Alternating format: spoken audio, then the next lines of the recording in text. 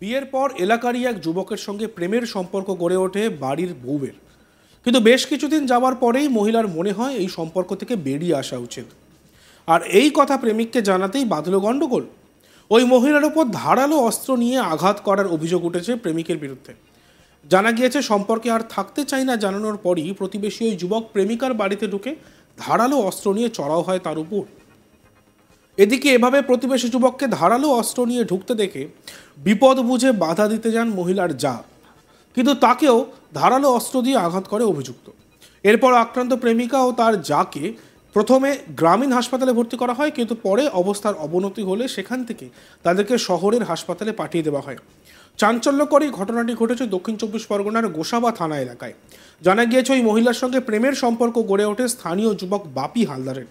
যদিও পরে সেই সম্পর্ক থেকে বেরিয়ে আসার কথা বাপিকে বলতেই বাধা বিপত্তি। সোমবার 11ই নভেম্বর সন্ধ্যায় বাপি হালদার ধারালো অস্ত্র নিয়ে আচমকাই ওই গৃহবধূর বাড়িতে ঢুকে তার উপর হামলা চালায়।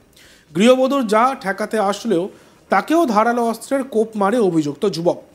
এই ঘটনায় দুজন গুরুতর আহত হলে তাদেরকে উদ্ধার করে গোসাবা গ্রামীণ হাসপাতালে নিয়ে যাওয়া হয়।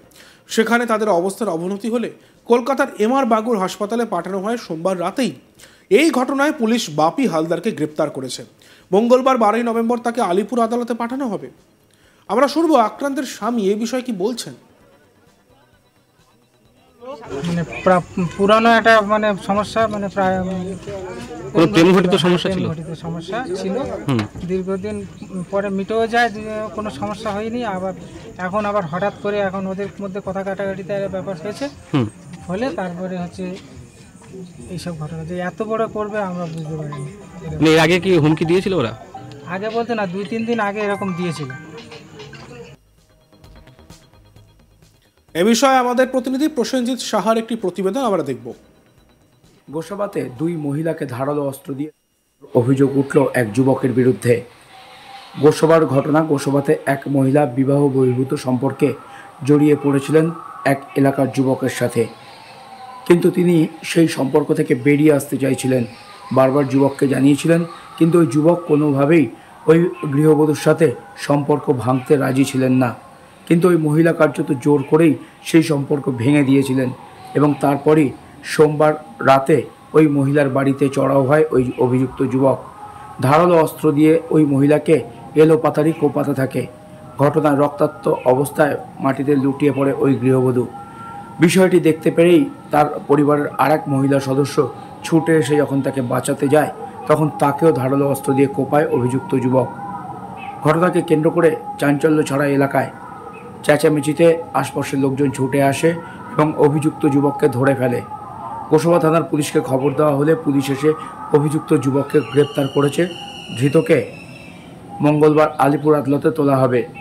অন্যদিকে রক্তাক্ত অবস্থায় 2 গৃহবধূকে উদ্ধার করে প্রথমে গোসাবা ব্লক গ্রামীণ হাসপাতালে নিয়ে যাওয়া হয় চিকিৎসার জন্য। সেখানে প্রাথমিক চিকিৎসার পর তাদের অবস্থার অবনতি হওয়ায় দুজনকেই কলকাতার মেডিকেল এমআর বাঙ্গুর হাসপাতালে স্থানান্তরিত করা হয়েছে। গোটা ঘটনার তদন্ত শুরু করেছে গোসাবা থানার পুলিশ। এই ঘটনার পেছনে অন্য কোনো কারণ রয়েছে কিনা সেটাও খতিয়ে দেখছে পুলিশ। সব মিলিয়ে এই ঘটনাকে কেন্দ্র করে এলাকায় যথেষ্ট চাঞ্চল্য ছড়িয়েছে। চাঞ্চল্যকর এই ঘটনাটি ঘটেছে দক্ষিণ চব্বিশ পরগনার গোসাবা থানাতে। জানা গিয়েছে ওই মহিলার সঙ্গে প্রেমের সম্পর্ক গড়ে ওঠে স্থানীয় যুবক বাপি হালদারের। যদিও পরে সেই সম্পর্ক থেকে বেরিয়ে আসার কথা বাপিকে বলতেই বাধে বিপত্তি। সোমবার 11ই নভেম্বর সন্ধ্যায় বাপি হালদার ধারালো অস্ত্র নিয়ে আচমকাই ওই গৃহবধূর বাড়িতে ঢুকে তার উপর হামলা চালায়। গৃহবধূর যা ঠেকাতে আসলেও তাকেও ধারালো অস্ত্রের কোপ মারে অভিযুক্ত যুবক। এই ঘটনায় দুজন গুরুতর আহত হলে তাদেরকে উদ্ধার করে গোসাবা গ্রামীণ হাসপাতালে নিয়ে যাওয়া হয়। সেখানে তাদের অবস্থার অবনতি হলে কলকাতার এমআর বাঙ্গুর হাসপাতালে পাঠানো হয় সোমবার রাতেই। এই ঘটনায় পুলিশ বাপি হালদারকে গ্রেপ্তার করেছে। মঙ্গলবার 12ই নভেম্বর তাকে আলিপুর আদালতে পাঠানো হবে।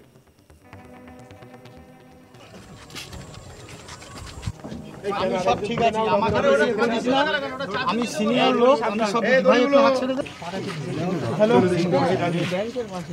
হ্যাঁ